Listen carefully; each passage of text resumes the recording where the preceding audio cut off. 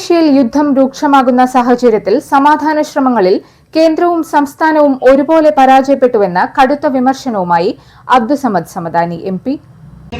അനിൽകുമാറിനെ പോലുള്ള ഒരു നേതാവ്, ഒരു ജനനേതാവ്, അദ്ദേഹം മത്സരിക്കുന്ന ഒരു സ്ഥലത്ത് വോട്ട് ചെയ്യുന്നത്, വോട്ട് ആവശ്യപ്പെടുന്നത്, പ്രവർത്തിക്കുന്നത് എന്നെ പോലുള്ള ആളുകൾ ഇവിടെയൊക്കെ വന്നിട്ട് ഇതിൽ പങ്കുകൊള്ളുന്ന അഭിമാനമാണ്. എത്രയോ കാലമായിട്ട് ശ്രീ അനിൽ എന്റെ പ്രിയപ്പെട്ട വളരെ ആത്മമിത്രമാണ്. എത്രയോ വർഷങ്ങളായിട്ട് അദ്ദേഹത്തിന്റെ പൊതുരംഗം, അദ്ദേഹത്തിന്റെ കാഴ്ചപ്പാടുകൾ, അദ്ദേഹം മന്ത്രിയായിരുന്ന കാലത്ത് അദ്ദേഹം നടത്തിയിട്ടുള്ള പ്രവർത്തനങ്ങൾ, സാംസ്കാരിക പ്രവർത്തനങ്ങൾ, സാമൂഹിക പ്രവർത്തനങ്ങൾ ഒക്കെ നമ്മുടെ മുമ്പിലുണ്ട്. വണ്ടൂർക്കാർക്കാകട്ടെ ഇവിടെ അദ്ദേഹം നടത്തിയിട്ടുള്ള വികസന ക്ഷേമ പ്രവർത്തനങ്ങളുടെ ഒരു പെരുമഴ കണ്ടിട്ടുള്ളവരാണ് ഈ നാട്ടുകാർ. അത് മാത്രമല്ല, അദ്ദേഹം നാടൊട്ടുക്കും എല്ലാം നോക്കുന്ന ഒരു പൊതു നേതാവാണ്.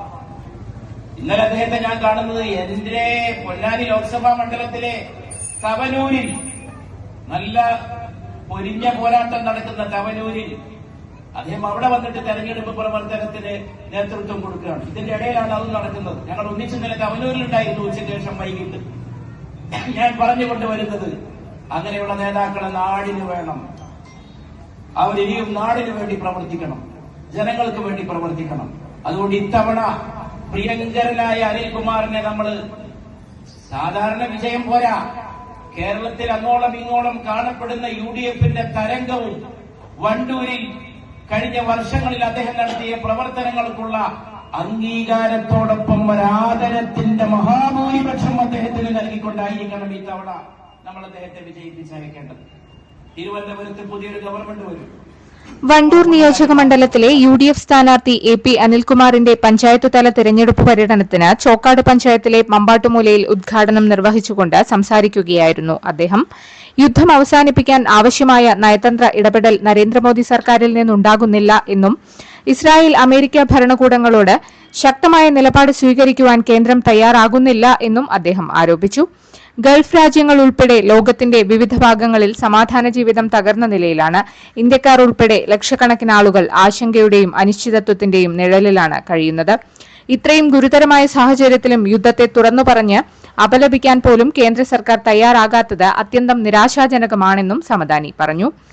പാചകവാതക വിതരണം ഉൾപ്പെടെയുള്ള അടിസ്ഥാന ആവശ്യങ്ങളിൽ പോലും പ്രതിസന്ധി രൂപപ്പെടുമ്പോൾ ജനങ്ങൾ നേരിടുന്ന ദുരിതം കേന്ദ്രം ഗൌരവത്തോടെ കാണുന്നില്ലെന്നും അദ്ദേഹം ചൂണ്ടിക്കാട്ടി.